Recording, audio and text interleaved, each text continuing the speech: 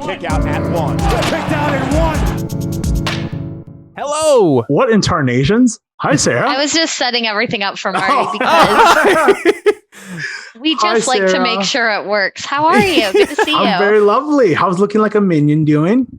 I love wearing a minion outfit. I'm going to go on Twitch later and just get roasted. So I'm glad that it's already starting because I think it's...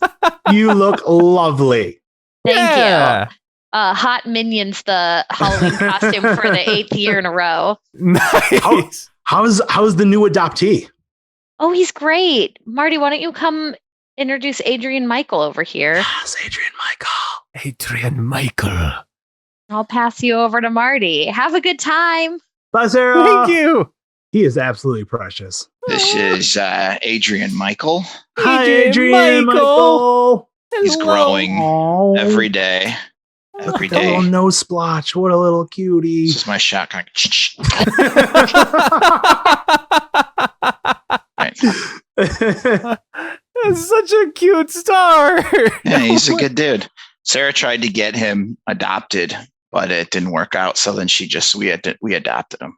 Hello, everyone, and welcome to Kick Out at 1, a wrestling-adjacent podcast. My name is Vivian J., the trained unprofessional, along with my co-host, Forever Lost, Mikey Wild. And today we are joined by the one, the only, the comedic genius himself, Marty DeRosa. The 1970s Highway Patrol. Thank you very much. Yeah, I felt left out because you guys I don't know. I'm a little high, I'll be honest. I was just celebrating Tuesday a little too hard. What was Tuesday? Today. Oh, I thought Tuesday was a... It can be whatever you want it to be, Mikey. Yeah, I just Taco decided. Tuesday. I don't dabble. I'm sorry, Marty. I should know had, better. One audition for a very prestigious lottery commercial. Ooh. And my day was over. So I watched Predator 2. Nice. Trying to figure out what my second favorite Predator movie is. Is Predator 2's one, I imagine?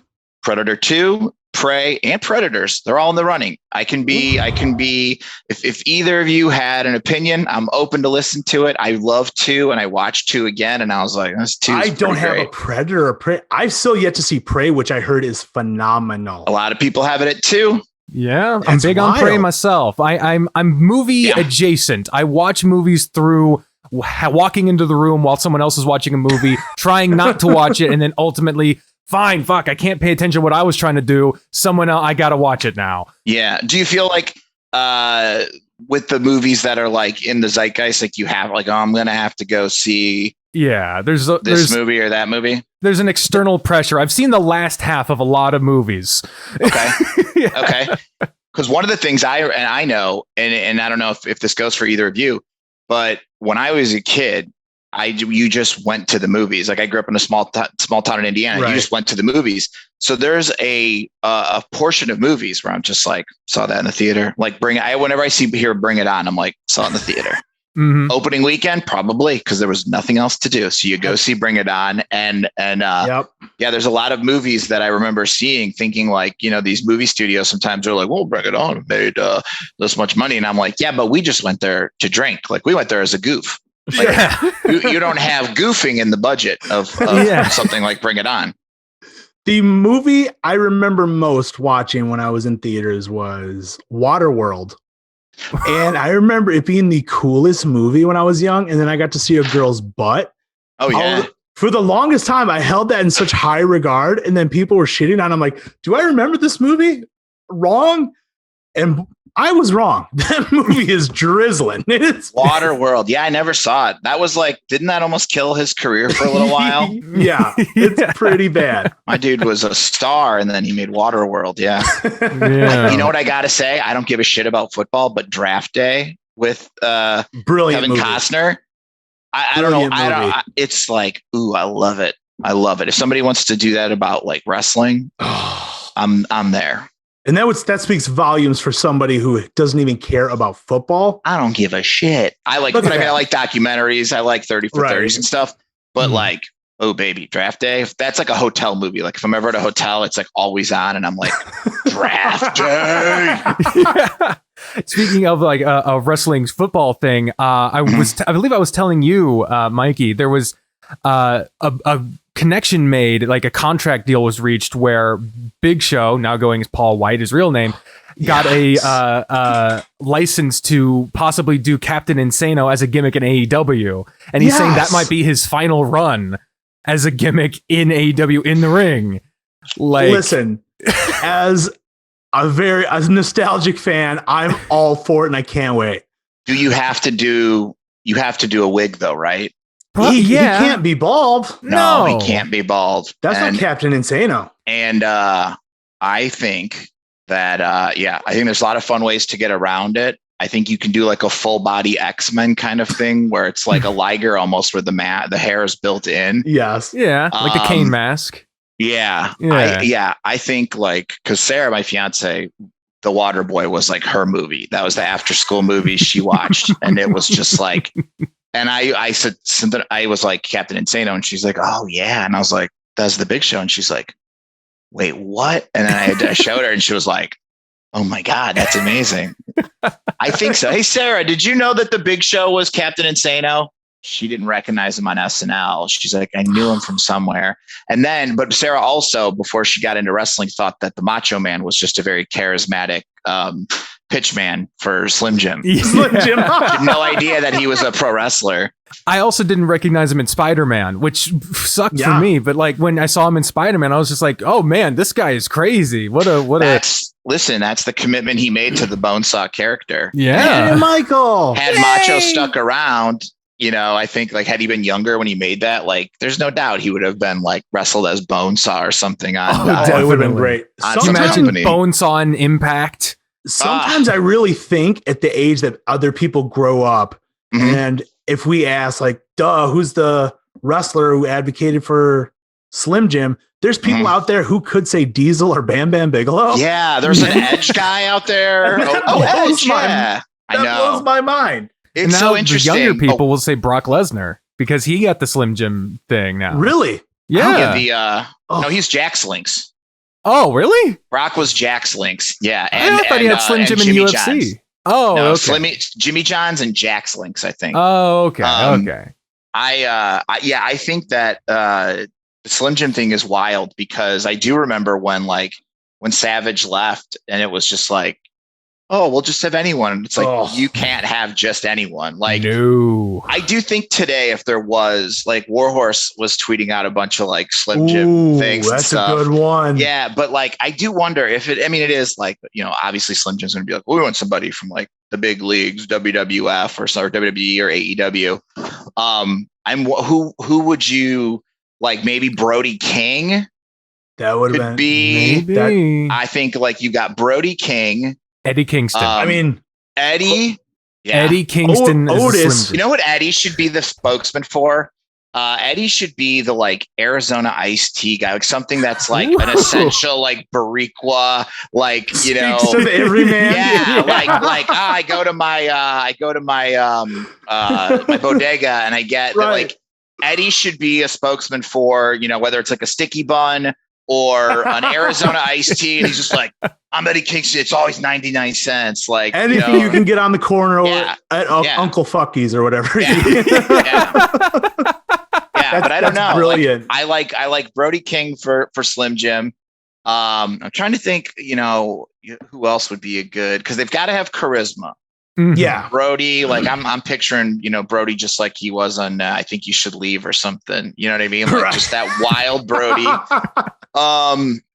I'm trying to think who else there would be. My mind immediately went to Otis because of how much charisma he has, and he's a big husky dude. Old Otis would have been a shoe-in. Yeah, well, yeah, Old Otis would have been a shoe-in. But Otis? No.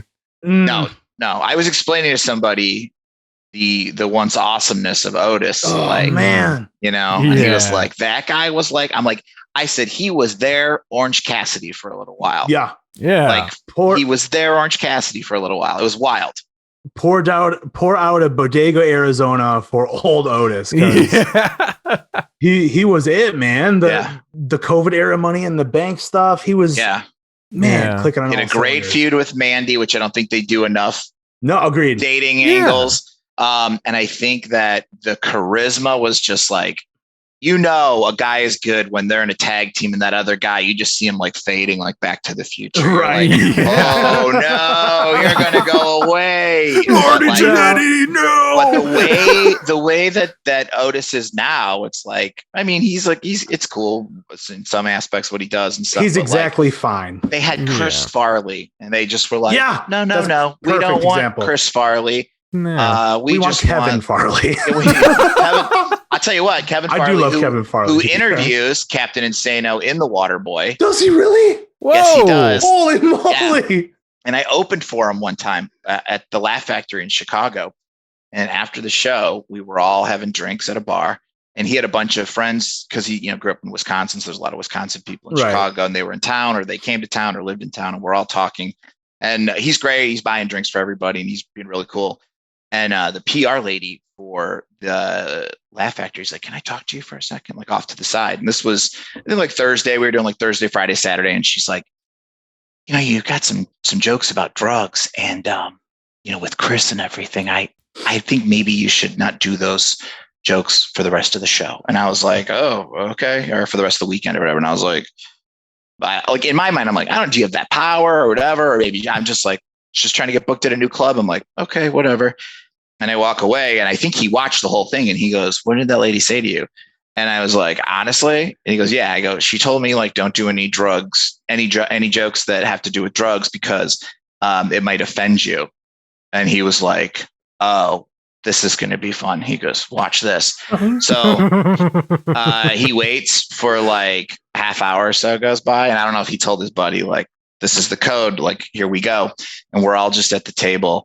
And one of his buddies goes, Kevin, what happened to your brother, Chris? That dude was hilarious. And he's like, fuck you. And then stormed out of the bar. It was so awesome. I was like, it was such a great joke. I love it. It was great. Absolutely brilliant. Who is your all-time favorite person to open for? Because you've opened for quite a few and you've been around. My all-time favorite person to open for. Because then I watched them and it was like, what a treat or something, or like just as a person they were cool because the crowd they bring and then the whole night you end up spending afterwards. Okay. Altogether, the night itself made like, God, thank goodness I opened for this person. Jeff Garlin. Real, he was just like that rules. The coolest, the funnest. He like would rip on me about jokes I did in my set. And I was like, dude. And he's one of those famous guys where wherever he goes, everybody's just like, oh my God. Cause this was like, and what was so funny was like, there's like, first there was like Curb Your Enthusiasm fans, but then there were Goldberg fans. Yeah. And there were more fans of the Goldbergs than Curb. And he's like, I would rather them all come and talk about Curb Your Enthusiasm than the Goldbergs. And he's like, I just know when they're Goldberg fans. And it's like, they just come at you like, whoa, I'm a Goldberg fan. I saw you on Fox. Yeah, versus like, hey, I'm a Curb fan. I'm real cool. It was but yeah, coolest dude. That's great. Yeah. Marty, we have a little thing here that Vivian has come up with or stumbled upon. Viv, do you want to ask the question here? Because I'm dying to know. Sure thing. It's this concept that we found called it's basically birth champions. When you were born. Oh, who were your champs and everything? Yeah, who were the champions when you were born?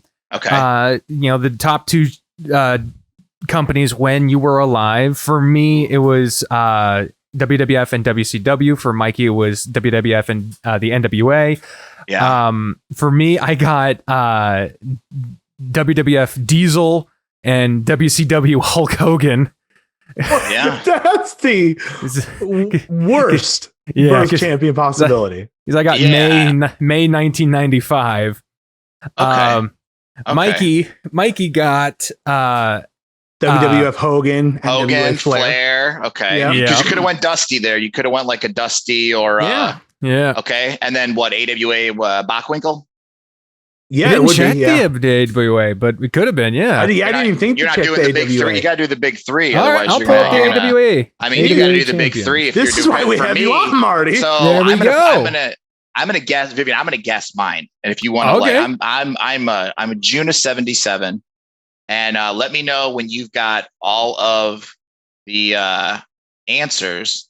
And I'm going to go big three. So we'll go AWA, WWF, and actually WWF, I believe. Right? And then we'll do the National Wrestling Alliance. Okay, June is 77. 77 could get wild with the NWA. I got a couple people floating around. There's some Funks, there's some Briscoes, there's some Harley. I think I'm going to go safe and go Harley for the NWA. I'll go safe and go Vern for AWA. And I'll go safe and go San Martino. Well, wait, 77. Backlund? Backlund. I'll go Backlund to be. I'm going to go Backlund for WWF. This is incredible. San Martino would be way too. How we doing? You were one away on all of them. Oh, really? It's like the person either lost it or won it. All right, let me see here. So I got them all pulled up. All right, I should have went with Terry Funk. Terry Funk NWA. For the NWA in June of 1977, it was Terry Funk who lost it to Harley Race. Oh, there we go. There's a fun one there when one of Terry's reigns. I don't know if he won it multiple times, but there was one where he was like, "Oh, I got hurt in the truck. Can't come wrestle." All right. Okay. In June of Superstar. June of 1977. Oh, we were going WWF? Yeah, Superstar. 1977 in June. Superstar Billy Graham, who lost it to Bob Backlund. So there we go. All right. Oh, yeah. And then you said it wasn't Vern and AWA. I was one off of all these. In June of 1977. Oh, is this that Dr. X or Mr. X or whatever? Nick Bockwinkel. Wow. Who lost it to Vern Gagne. Man, Bockwinkel. You were one champion late on all of your guesses. I should have drawn it out more, but pretty dang close. Yeah, you were really close on all of them. I enjoy that game. I enjoy that a lot. That's real cool. Yeah, it makes me feel very old. But you were really good on all those guesses. That was really cool. You got to know your year, But that's what's wild about wrestling is like, to be fair, I had a pretty big window with a lot of these where you really couldn't go wrong. Where you got your Brunos and then you got your Backlund, you got your Harley for the most part, but you're throwing in Briscoes and Funks and stuff there. Yeah, and AWA was if you just go with Vern, if you're just trying to be like safe, always bet Vern. Yeah, Marty, you're definitely a guy who knows some wrestling. I do. I know a little bit.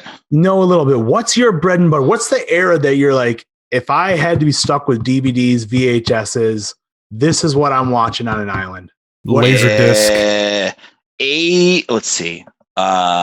And I get everything everywhere. You get everything, man. Yeah, start to finish, you get comprehensive pay-per-views, closed circuit. Give me a 5. How many year window do you want? Give me a 2 year, because I don't think there is legitimately great stuff. Yeah. More than 2 year increments. 86, 87. Okay. Ooh. Yeah, 86, 87. Show your evidence. Well, I mean, you're getting some real cool NWA. You're getting Mid-South. World Class is like still something, I think. Some people are like, oh, it's done in 80, whatever, but still something there. You've got like mega stars. You got Memphis. Mm-hmm. You've got all the stuff in All Japan. You've got I didn't take that into account. Yeah, you've got that. You've got a lot of the guys over here going to Japan. Mm-hmm. You've got, do I get Glow in there? I might even get Glow in there. Even Stampede at that time was. I'm getting Stampede. I'm getting Mexico, stuff that I've never explored. I can go back and watch Continental, Championship Wrestling from Florida, still trying to come back and stuff like that. Puerto Rico, I think that's it. You're not even mentioning for me. the WrestleMania 4 tournament and the Mega Powers exploding. No, hold on. Imploding. Hold on. Well, 88. 88 and 89. Those are that's but I said I wanted. I'm doing 86, 87. Yeah, 86, 87. Shit, did I hit? Why did I say 88, 89? What the I'm getting fuck? I'm getting some Saturday Night's main events. I'm getting in a couple manias there. Excuse me. Some Clash of the Champs. You know, I'm getting some good stuff. And just Viv, because I don't want to perpetuate the idea that WrestleMania 4 was a steal. I was like, just because it was a longer VHS tape does not mean it was better. No, I wouldn't watch the shit out of that when I was younger. It is so funny. Like, I remember watching it a lot, and I thought the idea of a tournament was very cool. Oh, I had everybody's LJN, so I was like, that was my crew. And as I got older and I would hear people just so flippantly be like, well, that was one of the worst WrestleManias. I'm like, WrestleMania 4 was one of the worst. And I went back and watched it and I was like, oh man, WrestleMania 4, Waterworld. Yeah. There's a whole lot of why the fuck is this on a WrestleMania? I love those, car rides where you're like, okay, let's book a really fun WrestleMania 4. We're not doing a tournament. You know what I mean? Like stuff like that. Or what I always love is like, if I'm trying to fall asleep, I'm like, all right, Magnum TA has his car crash. What do we do? Do we put the belt on Nikita? Do we do this? Do we do, I just love, that's the stuff I love the most. Marty, something I would love to do in the future. Mm-hmm. Let's go Hogan era. And okay. I can't believe I'm going to say this, but I'm going to call 9 Hogan era. Okay. Okay. In the future. I know. It's just so we can get some better matches here. I know. But in the future, let's make a WrestleMania card out of those manias, and you can only use the. I say let's start with 4. Let's make 4 like a really fun mania. That's it, because you can use one of the guys. And you can use everybody who was on the show. You have to use everybody on the show. Let's say. But it's interesting because, I listened to Between the Sheets, and that's like, I know a lot about wrestling, but then I listen to like Between the Sheets, or there's this other one called Stick to Wrestling. And these are dudes who were just like, they're the guys at the baseball games who are keeping score and scoring. You know how they, that numeric way of baseball that you, whatever. Doing the sabermetrics. These guys were at like their arenas, like doing that. Like they were like, someone's got to tell Meltzer how many stars this match got. And someone's time in these matches. Like those are my dudes. I love those dudes. And I love hearing about like old wrestling. And I'm like on a superstar Bill Dundee and Buddy Landell kick. They were such a great duo together. Yeah. And, just stuff like that. I love watching the old stuff, but rebooking Mania 4. That would be so cool. Well, and like, I guess we have to take into consideration, like Savage has to leave with the belt. Has to, no question. Because that was the plan, because Hogan was going away and like, just sort of things like that of like, Warrior was still pretty low on the totem pole. So you can't all of a sudden, like we have to respect the timelines and things like that. Sure. We can't go back and kill Hitler. I would say Warrior, Hercules, that would probably just stay that. I was going to say, that's the only match I would probably keep. I would just keep that. Yeah. I would keep that as that. I'm trying to think if there were any first round matches that actually, a Bam Bam Bigelow and one man gang match would be pretty cool. Especially knowing like what those guys could do. Yeah. That's another thing that's so wild. And we talk about 86, 87. And a lot of times I find myself watching old, like Mid-South. Now, this is another thing that I've been noticing with Mid-South. And it's like, it's not like a surprise thing of like, oh, they're very conservative on Mid-South. Like in the commentary was very conservative, but like, it's so over the top.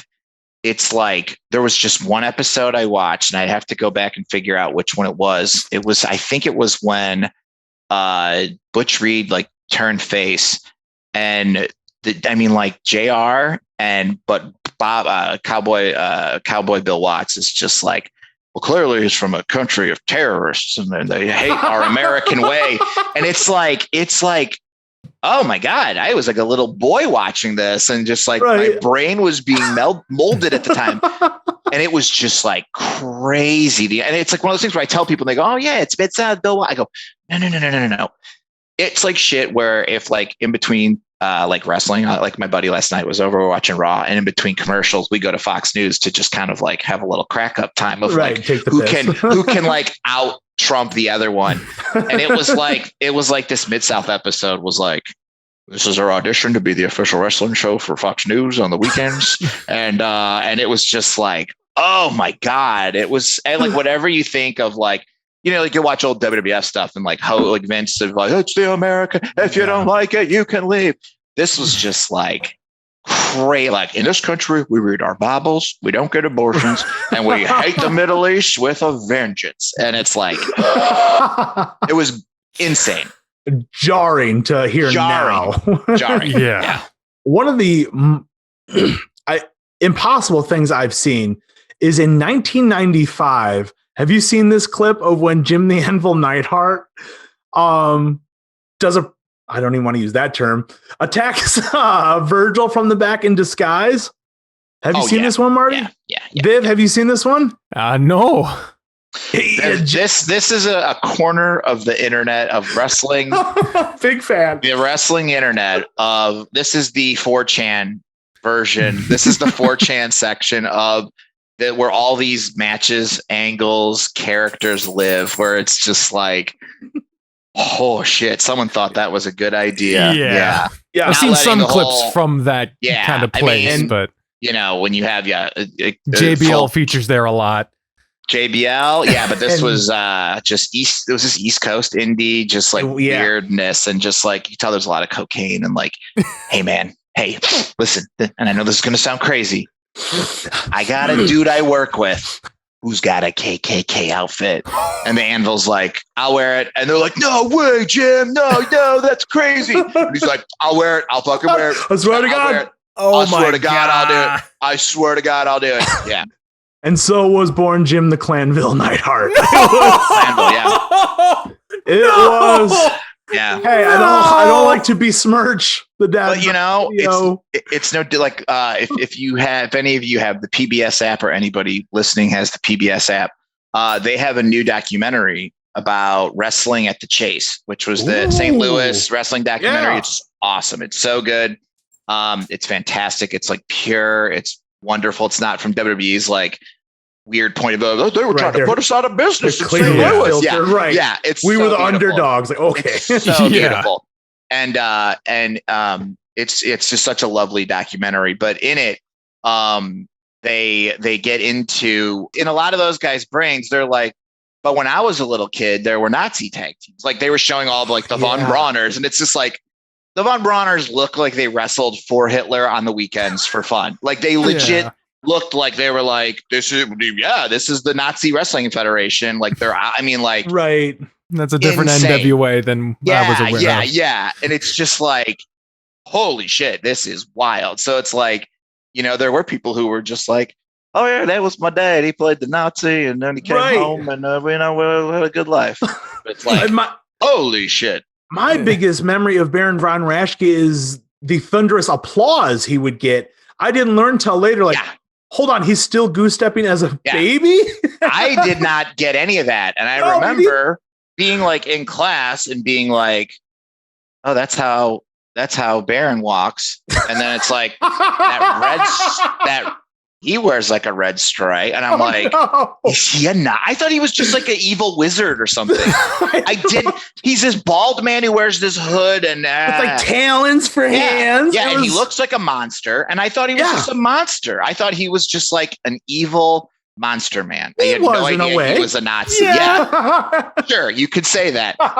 But I was just like, oh shit, he's a Nazi. And then there would be like wrestling magazines where you'd be flipping through, and it's like, you know, there was more so like the Middle Eastern terrorist bad guys. Sure. Yeah. Because here's the other thing too. These are easy outfits to put together. You go to Army Navy surplus, you're a terrorist, like, you know, and it's like, it reminds me of, I've seen like documentaries or whatever, where there's people who are just like there's this Hispanic dude who's like, I play Middle Eastern people all the time. And it was in that right after 9/11. He's like, I was barely working. And then after 9/11, I was just like, and like, I just, you know, but it's that thing of just like, it's so easy. Just fucking do it. You know, put these on and you're an evil bad guy or whatever. Right. And I mean, hell, Muhammad Hassan was what, Italian? Yeah. Canadian. Yeah, Canadian. he's an Italian dude. And it was just like that's just a wild thing back in the day of just like, Yeah, I'm horrible. say I'm this thing. But I mean, like the thing is too, and you watch like a lot of the old like historic Japanese wrestling stuff, and it's like there was a level of a bit of a cathartic feel for the crowd when the Japanese would beat the Americans. It's like it's very interesting how in wrestling it's like, yeah, there have been terrible stereotypes and this and that and stuff, but it's like, but it is interesting when there are people who are like, yeah, we were beating up Nazis. The bad guys were the Nazis, and with the local guys were beating them up. And it was like seeing like a Captain America comic where he's like punching Hitler in the face, and it's like, it's very interesting. It would be super unique to profile like those types of guys around different generations and different countries. Like, while people are wrestling in Germany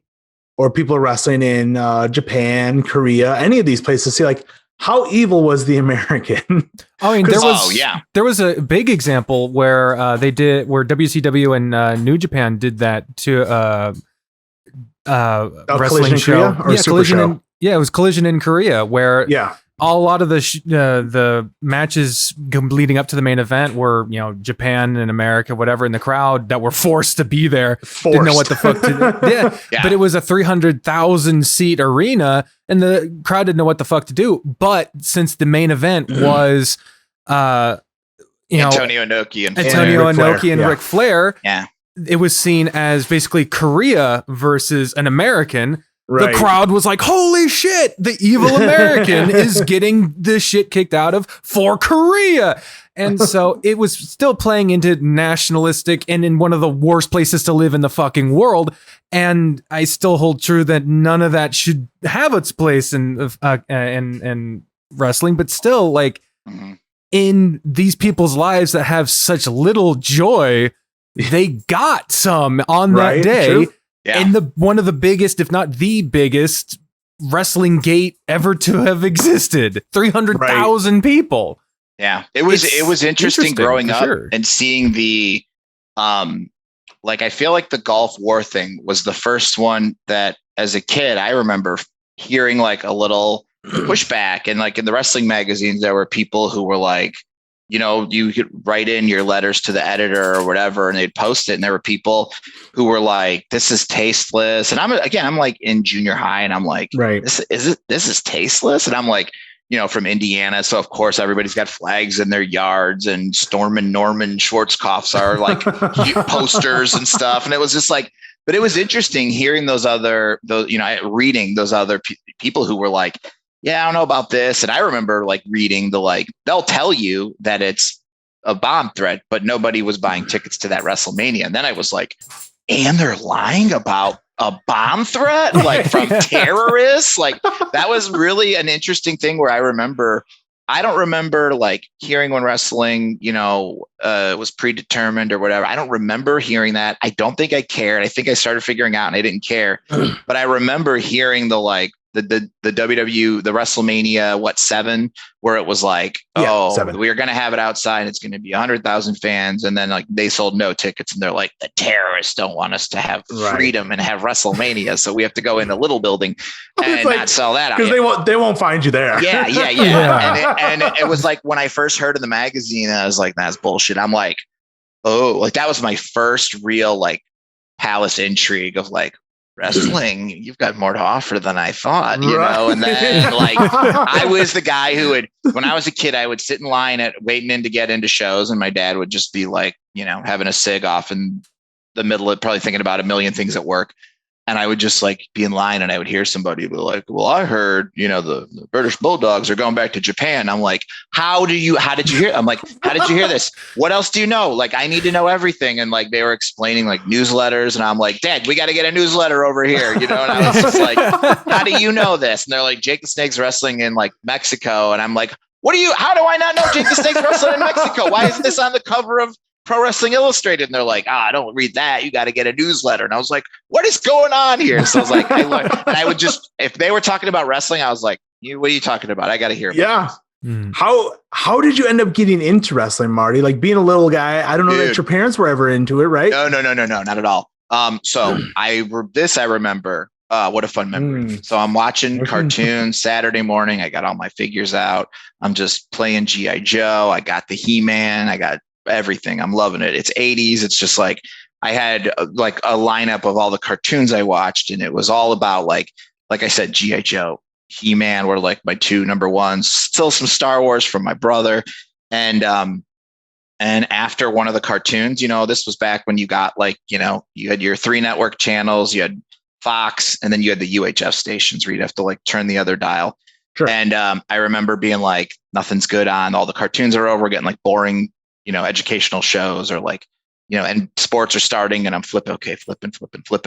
And then I landed on wrestling, and I was like, oh, and it was Ricky the Dragon Steamboat. And I loved ninjas at the time. I still do. I mean, I love ninjas, but this was like when I was starting to really get ninja fever from G.I. Joe and renting ninja movies. And I'm like, this guy's a ninja. And I'm like, nah. And then he's doing the chops, and I'm like, no. And then I look, and he's got the ninja boots with the toe. And I'm like, oh, he is a ninja. And I was like, what am I watching? And it was wrestling. And I'm like, I know this because my babysitter used to watch wrestling.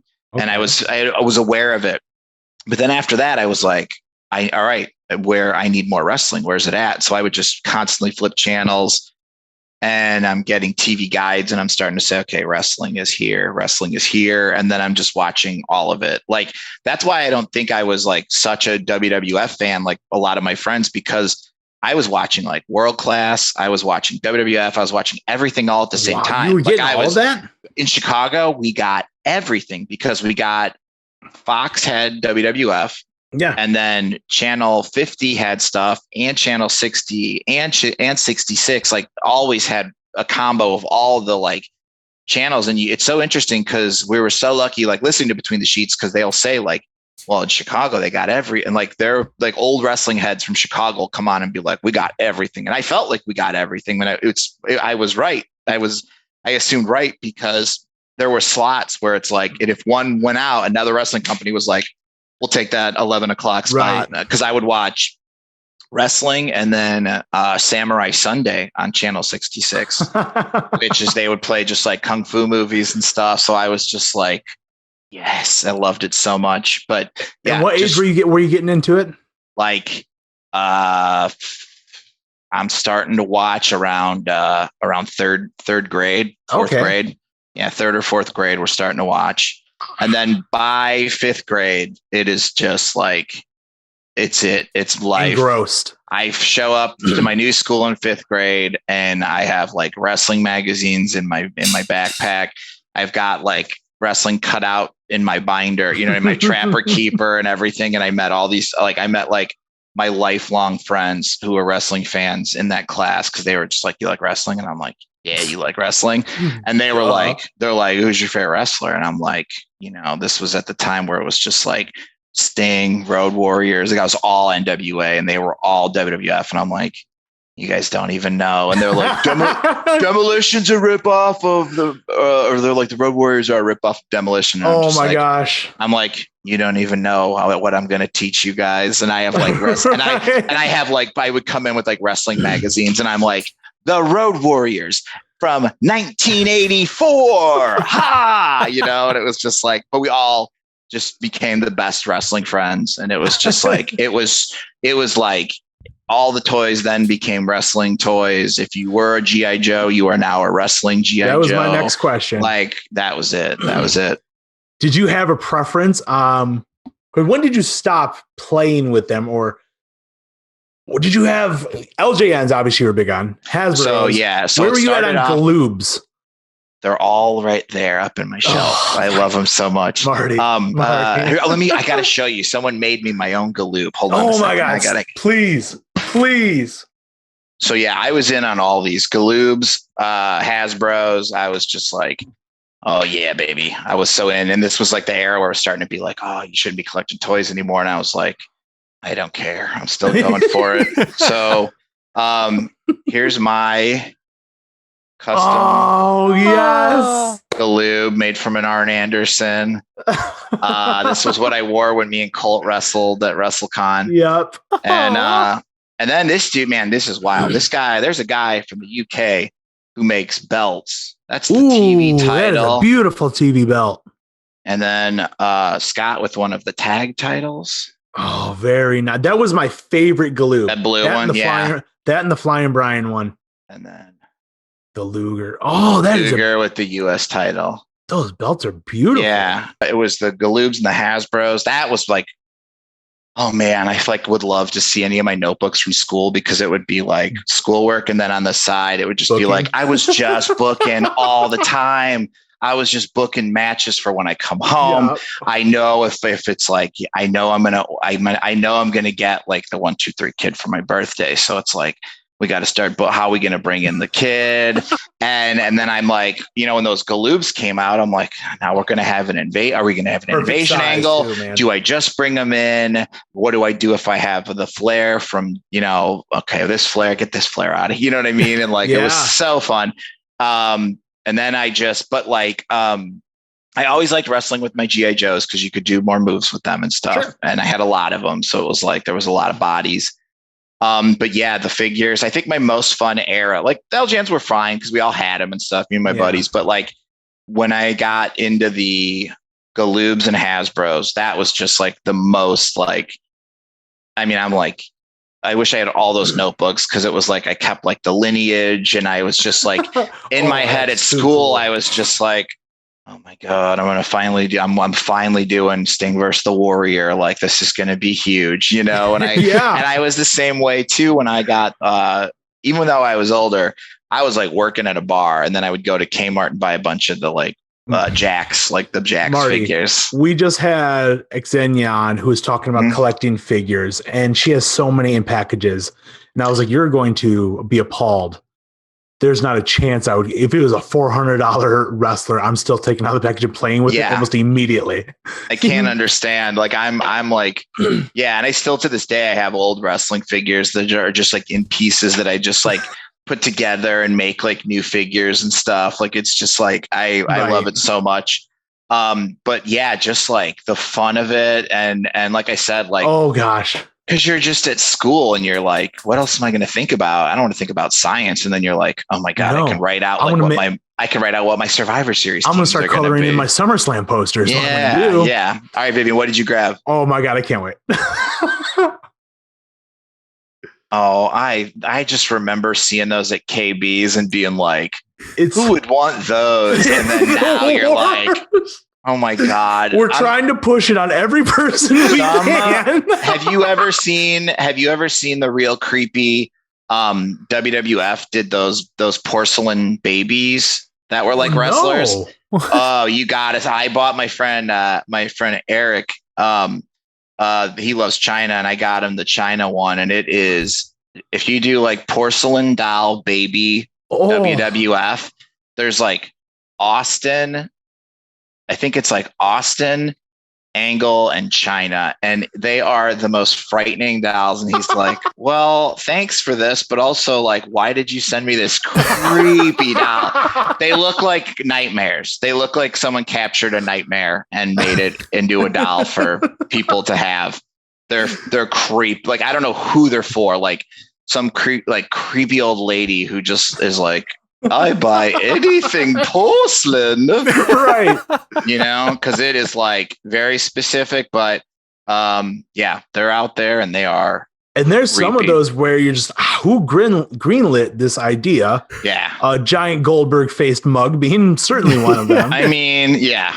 That era of WCW merch was like just extra bad. And I hated them. I was always like, just make more figures. That's all people want. Yeah. Just make more figures. Nobody wants. I'm so happy you said better, more. I was like, no, not just more. No, better and more. I don't want to have to squeeze my Nash to do a jackknife. I didn't want to do that. This is 1999, by the way. Yeah. Oh yeah. That was like when they were just like, we could put our brand on anything. And it's like, right. No, you can't. Have magnets in their hands. Like, get out of here. Our toys will sweat. You ever see the sweating action figures? Yeah. They sweat, they bleed, all this stuff where it's just like, I love now that there's like, I love watching like toy review shows on YouTube. It's one of my favorite things to do during the pandemic. I got like super into it. And I just love that there's like dudes who knows the guys who put it out. like guys who worked at other companies and with those people, and they'd be like, one guy used to like work him and tell him, he'd be like, yeah, Mike, I know Mikey Wild. Mikey Wild has no business making a Spider-Man figure. Let me tell you something. I said to him one time, Spider-Man doesn't do that. He didn't even know. And it's like, oh, I love it. I love it. It's just like wrestling. I love it. How are we feeling about AEW's momentum and now WWE's renewed momentum? Yeah. So I just need everybody to be doing good. That would be really cool. I want to just get past whatever's going on. And I want AEW to be talked about for more than just someone coming in or backstage stuff. Right. You know what I mean? And then with the WWE side, I feel like everybody's a little too, it's so wonderful. It's like, just because it's not terrible, you know what I mean?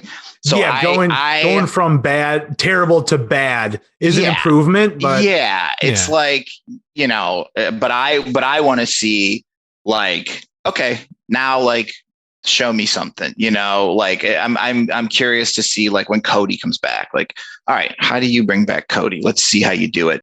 But yeah, I just want everybody, you know, doing good. And like, cause it's been so long since like we've had both companies or two companies since WWF and WCW, really. Yeah. Sometimes WWF and New Japan, where it was like two companies that are just like rolling, where it's just like, cylinders. Whoa. And I would love to see both companies just like really doing well. I want to see people jump. Like, I'm not one of these, like, we can never let anybody leave AEW. Like, I don't want to see Sammy Guevara in AEW for 14 years, like Sheamus. No, you want to see him pop up at WWE with that pirate puffy shirt. I want everything. I want everything. I want everybody to go back and forth. I want people to get mad and quit and come to the other company. Like, I want all that. But more than anything, I want like, wow, that Castle show was pretty good. I wonder if All Out can beat it, because we got to this point where it was just like, yeah, the AEW pay-per-views are going to be better. Everyone knows it. But then like WWE pay-per-views, for the people who don't watch WWE, I would say like, if you don't want to watch Raw and SmackDown, I get it. But like, watch the pay-per-views. They recap everything. Everything's great. There's great matches. You haven't already seen the match 4 times. Yes, you haven't seen the match 4 times, and hopefully we're getting out of that anyway. Yeah. But like, you know, you do get great matches, and you do. One thing I always say on our podcast, like after we watch like SummerSlam, or you're just like, yeah, this is like a giant spectacle, and it is a giant company, and it is like, they are the big show, no pun intended, but they are like the Disney of wrestling, and they put on these big gigantic shows.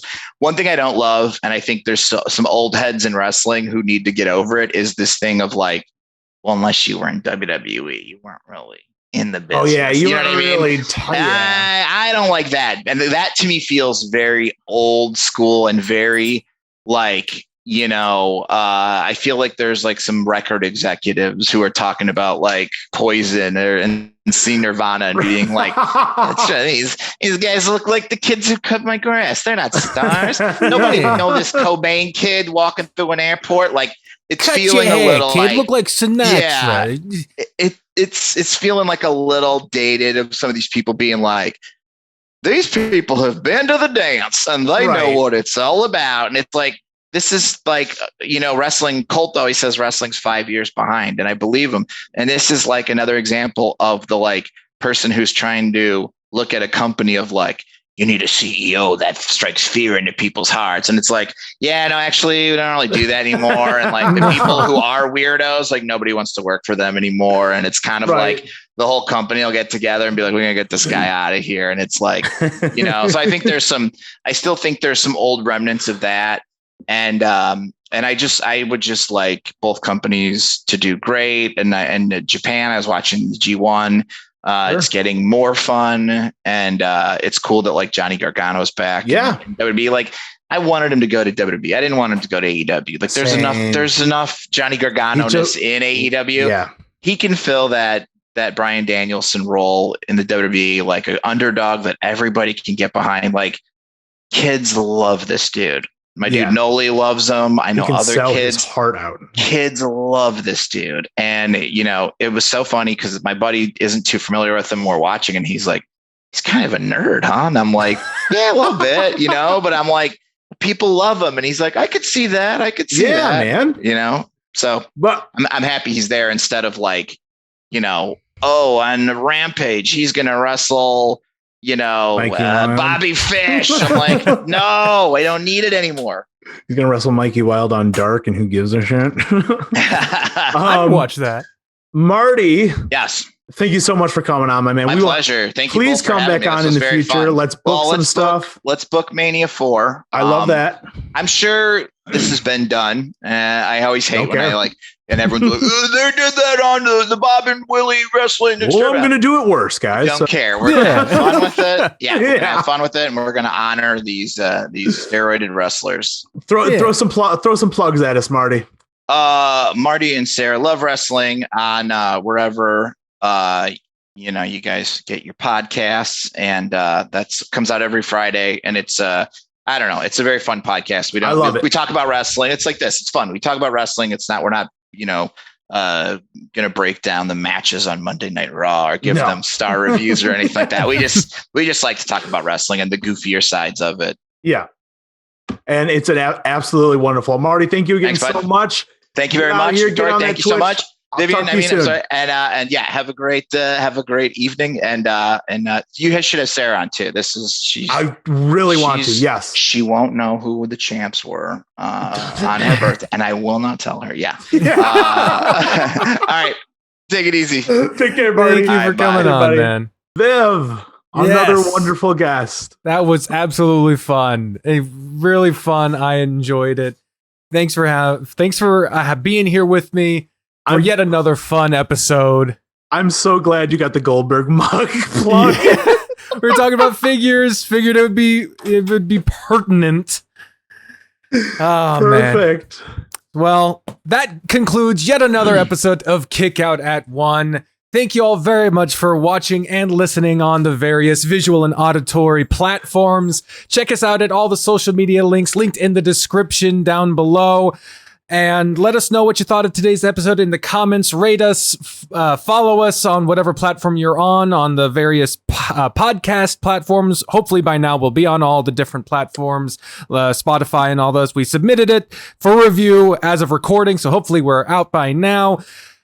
Speaking for myself, the trained unprofessional Vivian Jade, for my co-host, forever lost Mikey Wild, thank you all very much for listening and watching. Have yourself a very nice day.